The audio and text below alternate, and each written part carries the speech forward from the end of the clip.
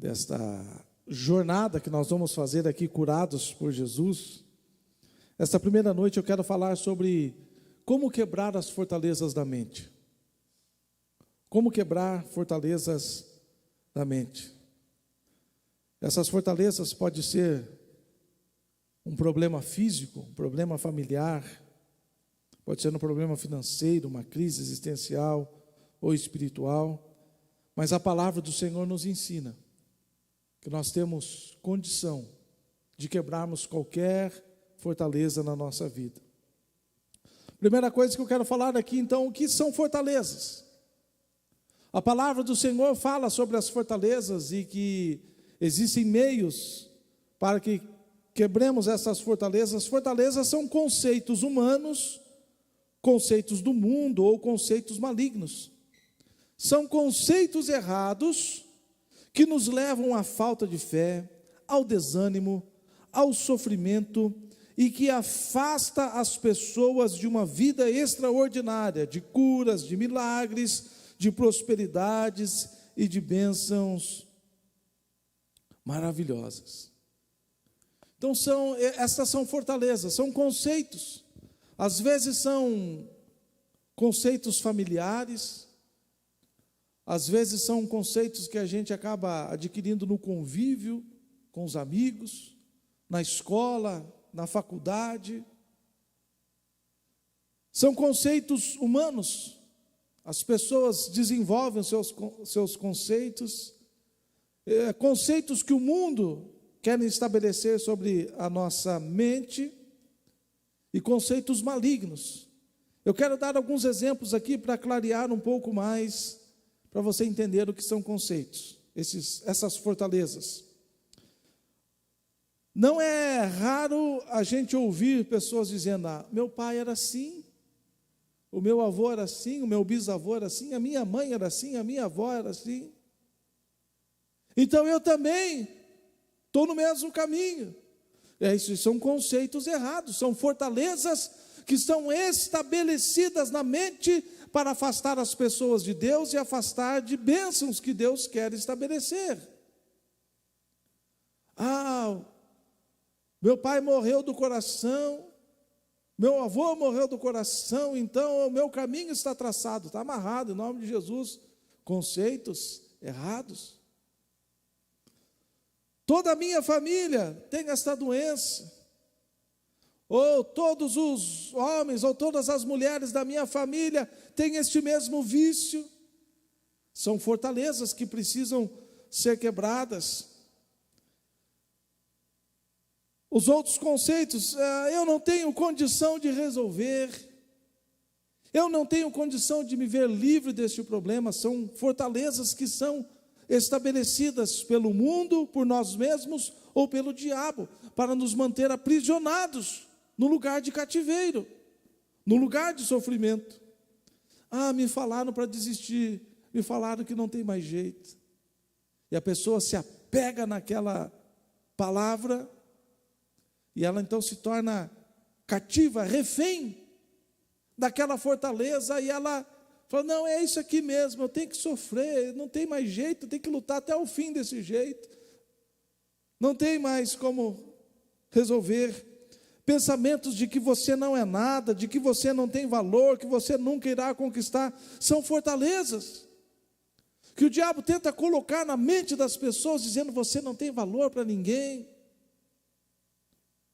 você não vale nada, você nunca será nada, você nunca irá vencer, você nunca irá conseguir sair dessa condição.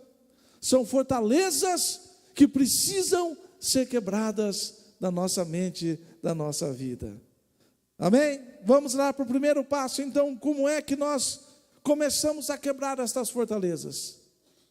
Primeiro passo é crer que podemos. A Bíblia diz: sem fé é impossível agradar a Deus. A Bíblia diz que aquele que não tem fé é como uma onda, que ela é levada para lá e para cá conforme o vento sopra. Então nós precisamos crer que nós podemos. Precisamos crer que Deus nos alcançou para mudar a nossa sorte, para mudar a nossa situação, para nos capacitar pelo seu Espírito. Então, o primeiro passo é crer. O escritor aos Hebreus 10, 23, ele nos diz assim, vamos colocar no telão, Eric, Hebreus 10, 23.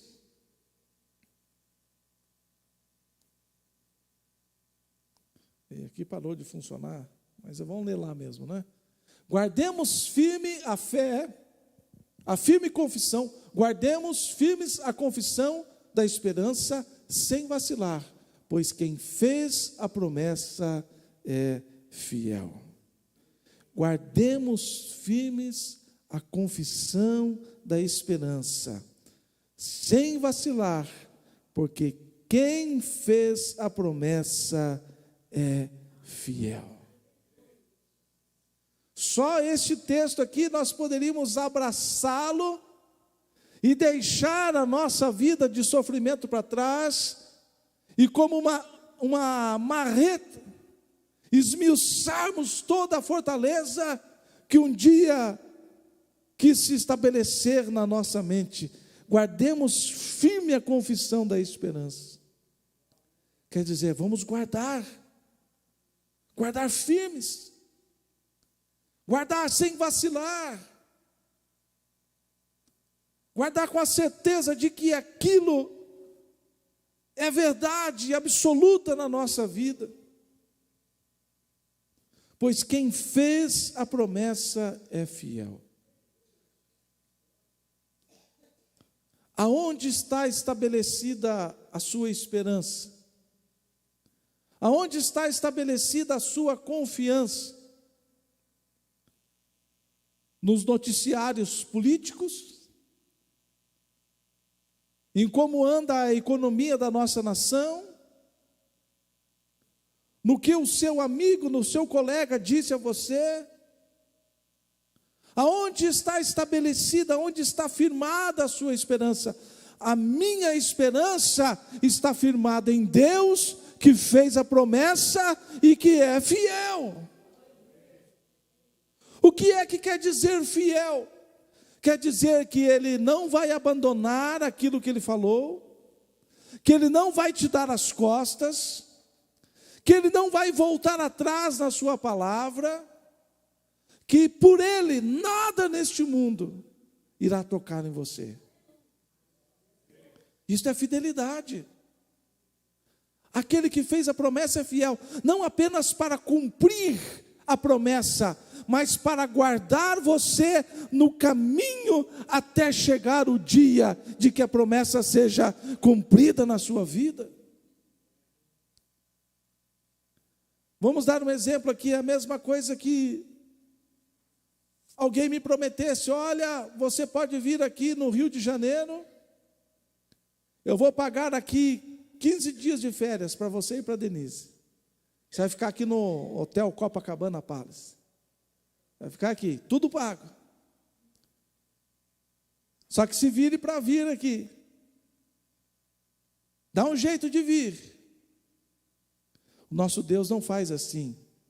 Se fosse o nosso Deus, ele ia falar assim, ó, você ganhou 15 dias aqui, tudo pago.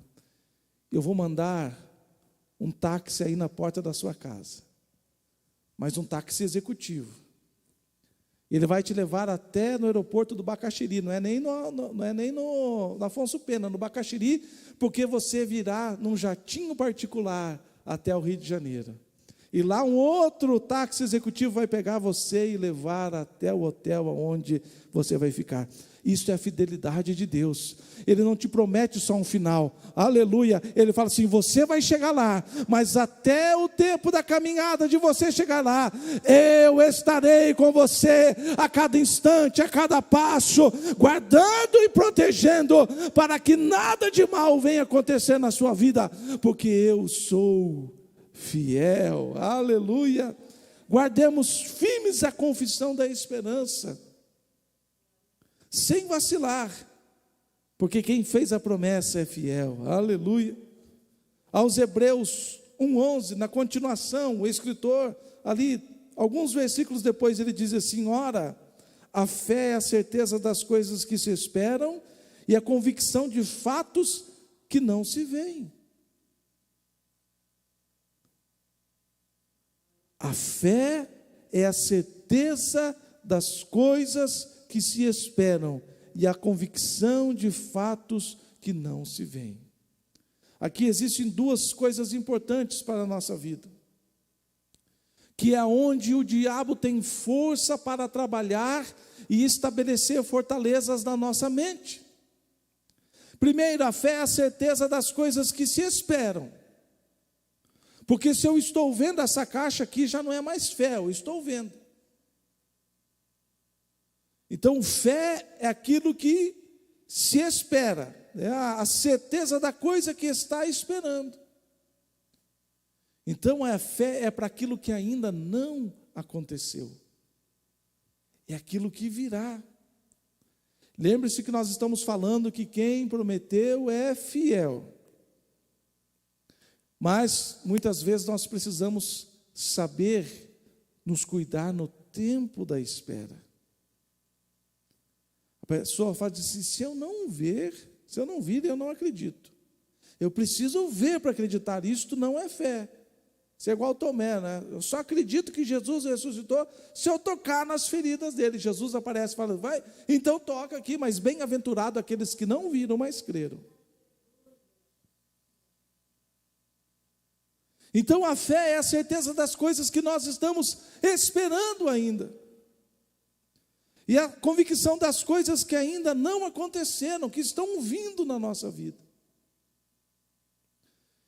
Nós precisamos entender que existem coisas que Deus faz assim, não é? A gente ora e Deus responde na hora. E tem coisa que a gente ora, e ora, e ora, e ora, fala Jesus, e ora, e não vem, e não chega, né? E a gente continua orando. Então a fé é a convicção firme das coisas que nós estamos esperando. E as coisas que ainda nós não estamos vendo, mas nós cremos que as coisas estão chegando na nossa vida. Então a palavra nos garante que podemos confiar 100% em Deus. Nós não precisamos confiar 50, 60, 98, 99,9% em Deus. Nós devemos confiar 100% em Deus. Se Ele falou, é verdade. Se Ele prometeu, Ele vai cumprir. Então nós precisamos crer. Lembre-se que nós estamos no primeiro passo para quebrar as fortalezas da nossa mente. Então o que acontece? A gente olha ao redor e fala, agora não tem saída, agora não tem jeito, agora é o fim.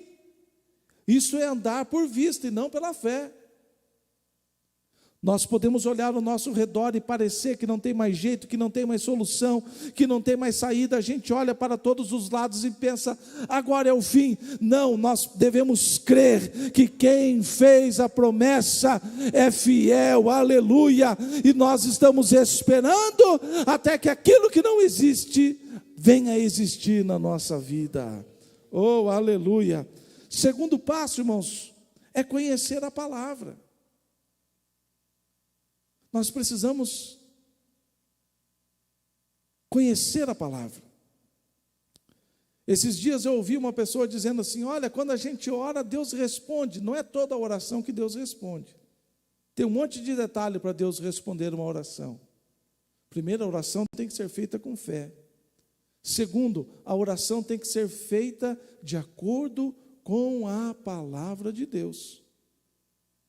Se eu orar em concordância com a palavra de Deus, eu sei que a resposta é certa, que eu vou alcançar a vitória. Eu não posso orar, Tiago diz isso, dizendo, olha, vocês pedem e não recebem, porque vocês estão pedindo errado, estão orando errado. Então não é só o fato de orar, mas tem que orar da maneira correta. E quando a gente não sabe orar, no caso da maioria das vezes, nós temos o auxílio do Espírito Santo, que ora por nós. Mas nós precisamos conhecer a palavra do Senhor. Oséias 4,6 diz assim: o meu povo está sendo destruído, pois lhe falta o conhecimento, e pelo fato de vocês, sacerdotes, rejeitarem o conhecimento, eu também rejeitarei vocês. Então o povo de Deus é destruído porque falta o conhecimento. A gente não sabe o que é nosso direito, a gente não conhece o que é que o Senhor já nos concedeu. E se nós conhecemos a palavra, nós seremos muito mais eficazes na nossa oração, nas nossas decisões, nas nossas ações, no nosso dia a dia, até mesmo nas tentações. Quando nós olhamos para Mateus 4:4, 4:7 e 4:10, nós vemos muito bem isto. Jesus foi levado pelo Espírito Santo ao deserto e lá jejuando, teve fome. E o diabo então, esperando a oportunidade boa, chegou e falou assim: olha, se tu és filho de Deus, manda que estas pedras se transformem em pães. Jesus não saiu, sai para lá, cuidado com esse negócio aí, né? Eu chuto a cara do cão, eu piso na cabeça dele, cuidado com esses negócios. Esses tempos eu vi um pastor bem famoso dizendo assim: quando você sair aqui do culto, você lembra onde que tem assim, esses lugares aí que não dá para falar aqui, né? Esses lugares que fazem estas obras assim, né? Que batem os tambores e tal. Então você procura e passa na frente e vai lá e para na frente, batalha lá e xinga e chuta a cara do diabo. Falei, quantos desviados vão acontecer, vão ficar depois desse culto? Nós temos que tomar cuidado com o inimigo, vigiar, estar atentos, não brincar, mas resolver estas questões com a palavra, porque essa luta não é nossa, é entre ele e Deus. Então a gente pega a palavra de Deus e resolve. Jesus não quis fazer nada com relação a isso. Jesus falou assim: ó, está escrito, aleluia, está escrito. Então o diabo leva ele a um lugar alto e fala: te atira daqui para baixo, porque a palavra diz que aos teus anjos dará ordem a teu respeito. Jesus disse: está escrito, não tentarás ao Senhor teu Deus. Então o diabo levou num alto monte: olha aqui todos os reinos, se você se prostrar e me adorar, eu te darei todos esse reino, você será muito famoso aqui nesta terra, você irá dominar todos esses reinos. E Jesus não excomungou ele, não saiu chutando nada. Jesus, você está escrito, só ao Senhor Deus adorarás e só a Ele prestará cultos. Muitas vezes nós estamos enfrentando fortalezas da nossa mente, estamos enfrentando fortalezas terríveis, e a gente fica se debatendo de lá para cá. Primeiro, porque não cremos que somos capacitados por Deus para vencermos e destruirmos essas fortalezas. Segundo, a gente não conhece a palavra e não sabe como resolver a questão. Quando está enfermo, quando está passando por crise, quando está passando por momentos de ansiedade, nós temos que conhecer a palavra. A palavra é poder na nossa vida. Leia a palavra, ouça a palavra. A palavra deve estar impregnada na nossa mente. Em casa, ligue um rádio, ouvindo uma música cristã, com uma boa letra. Coloca lá na televisão, hoje a televisão é tudo smart, né? Coloca lá no YouTube, coloca pregações, boas pregações, ouça a palavra. No carro, ouça a palavra. Sabe que eu tenho um costume, às vezes estou dentro do carro e estou conversando, mas eu tenho minha seleção de hinos muito especiais lá. Eu não escuto o rádio, esses rádios eu escuto sempre no pendrive ali, a minha seleção de hinos. E às vezes eu estou conversando, mas eu deixo um volume bem baixinho ali tocando os hinos, porque a palavra do Senhor está sendo lançada dentro daquele carro. A gente está conversando aqui, mas a palavra do Senhor está ali em segundo plano, sendo falada, sendo anunciada, porque eu quero a palavra do Senhor, eu amo a palavra do Senhor, eu preciso ser cheio da palavra do Senhor, a minha mente precisa estar cheia da palavra do Senhor, o meu coração deve estar transbordando da palavra do Senhor, a minha alma deve ser moldada pela palavra do Senhor, o meu espírito deve estar fortalecido pela palavra do Senhor, palavra, palavra, palavra, para que quando surgir uma fortaleza, eu conheça a palavra. Se vem ansiedade, eu estou com ansiedade, eu sei bem disso porque eu sou meio apavorado com as coisas, então começa a querer bater a ansiedade, começa a querer perder a noite do sono, lançando sobre Ele toda a vossa ansiedade, porque Ele tem cuidado de vós. Conhecer a palavra. Olha o lírio dos campos, não trabalha, não fazem nada, eu cuido. Quanto mais eu cuidarei de você, aleluia. Se eu estou passando por problemas de enfermidades, Isaías, ele diz assim, ele levou sobre si as nossas doenças e enfermidades, e o castigo que nos traz a paz, estava sobre ele, e pelas suas pisaduras, nós fomos sarados. Eu gosto de acrescentar ainda, eu falo, Deus, Isaías profetizou que Jesus viria, levaria sobre si as minhas doenças, as minhas enfermidades, que pelas suas pisaduras nós seríamos sarados, mas eu também gosto de citar Pedro, porque Pedro, eu falo assim, Jesus, Isaías profetizou, mas Pedro andou contigo, ele andou 3 anos e meio, e ele diz assim, pelas suas feridas, nós fomos curados, aleluia. Então um profetizou, e o outro andou vendo, aleluia, com os próprios olhos, o que Jesus andava curando pelas cidades, e por onde passava, conhecer a palavra. Está passando por problema, elevo meus olhos para os montes, de onde me virá o socorro? O meu socorro vem do Senhor, que fez esta montanha, que fez este chão, que fez o céu, que fez as aves, que fez os animais. Oh, aleluia, este é o Senhor. Jeová me guardará, aleluia, guardará na entrada, guardará na saída. Oh, aleluia, praga nenhuma chegará à minha tenda. Conhecer a palavra,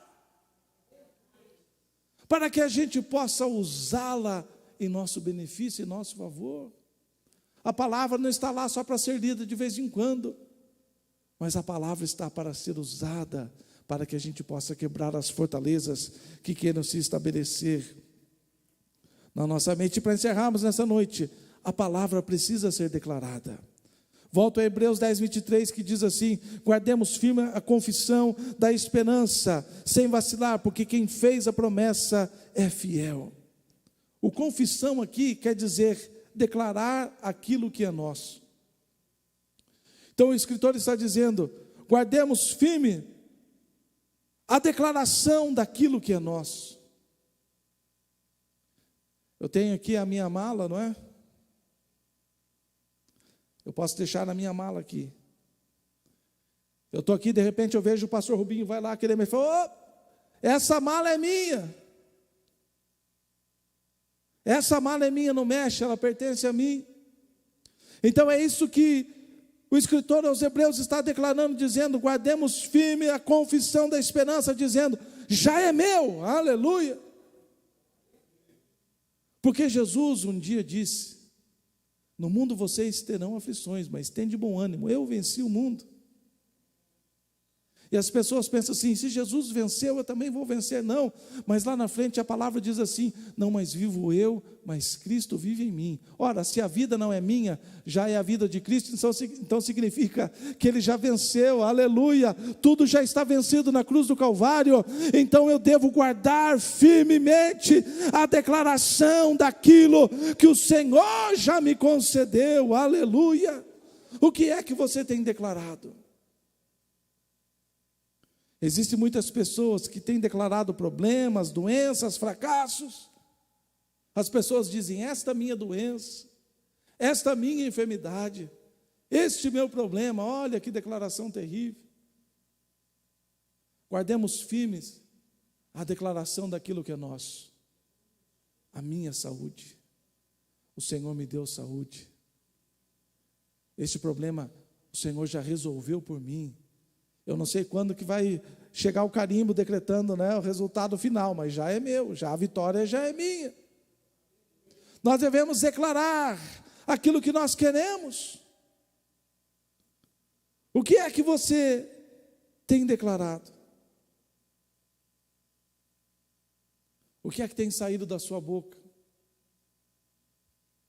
Nós precisamos aprender a declarar a palavra do Senhor, a declarar a vitória. Paulo, escrevendo aos Romanos 4,17, diz assim, como está escrito: eu constituí por pai de muitas nações, diante daquele a quem Abraão creu, o Deus que vivifica os mortos e chama à existência as coisas que ainda não existem. Então veja bem, se a gente pegar a declaração, o texto de Hebreus 10, 23, guardemos firmes a confissão da esperança, quer dizer, declarar aquilo que é nosso, e pegarmos aqui, chamar a existência, o chamar aqui significa falar em alta voz pelo nome. O que é que você está precisando? E quando a gente vai lá para o começo da história, nós vemos o próprio Deus nos ensinando isso. Gênesis 1:1 diz assim: no princípio criou Deus os céus e a terra. 2, a terra estava sem forma, vazia, e o Espírito se movia sobre a face das águas.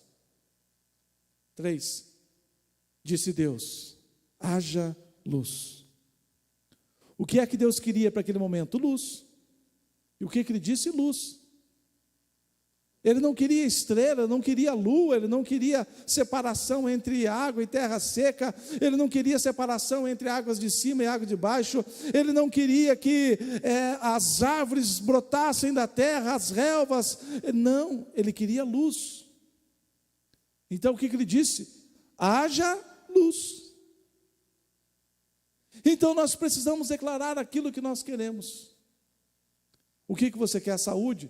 Deus, eu preciso de saúde. Deus, eu quero que resolva esta doença. Senhor, eu quero a solução para este problema. Eu quero que resolva esta causa. Nós precisamos aprender a declarar aquilo que nós queremos. Eu vou voltar de novo aqui pela 190ª vez. Eu vou contar a mesma história, né? Mas é boa, porque é real. A minha falecida avó Nise, né, orou e falou: Deus, eu quero uma máquina de costura, nem que seja bem velhinha. Tá bom. Passados uns dias ela ganhou a máquina de costura. E meu avô foi buscar a máquina. E chegou na casa, quando colocou a máquina em cima da mesa, só os cacos da máquina. E ela olhou e falou: meu Deus, que máquina velha, isso não vai funcionar. Isso não, agora eu sei por que deram, porque esse negócio aqui tem que ir para o museu, não funciona mais. Então Deus falou com ela: quando você quiser, peça da maneira certa. Se você tivesse pedido uma máquina novinha, aí em cima da sua mesa estaria uma máquina novinha. Você pediu uma máquina, nem que fosse velha, está aí a máquina velha. Então toda a vida ela falava, ela me chamava, gostava de ler a Bíblia e orar, ela falou assim: quando você for pedir, já peça exatamente aquilo que você quer, do jeito que você quer, do modelo que você quer, da cor que você quer. Nós precisamos aprender a declarar a palavra do Senhor. Dizer: Deus, é aquele terreno que eu quero, aquela casa que eu quero, aquele carro que eu quero. Para os solteiros aí, aquela esposa, aquele esposo, né? Com fé. Nós precisamos aprender a declarar. Deus, Ele declarava aquilo que Ele queria. Ele queria luz, Ele declarou luz. Ele declarou separação entre luz e trevas, e assim aconteceu. Muitas vezes nós estamos querendo alguma coisa, mas não estamos falando aquilo que nós queremos. Deixa eu repetir também aqui pela 100ª, acho que deve ser umas 1000 vezes que eu já falei isso aqui. Entenda uma coisa, irmãos. Deus não responde à lágrima, Deus não responde à tristeza, Deus não responde à angústia, Deus não responde ao sofrimento, Deus não responde à dor, Deus responde à oração. A gente tem que falar.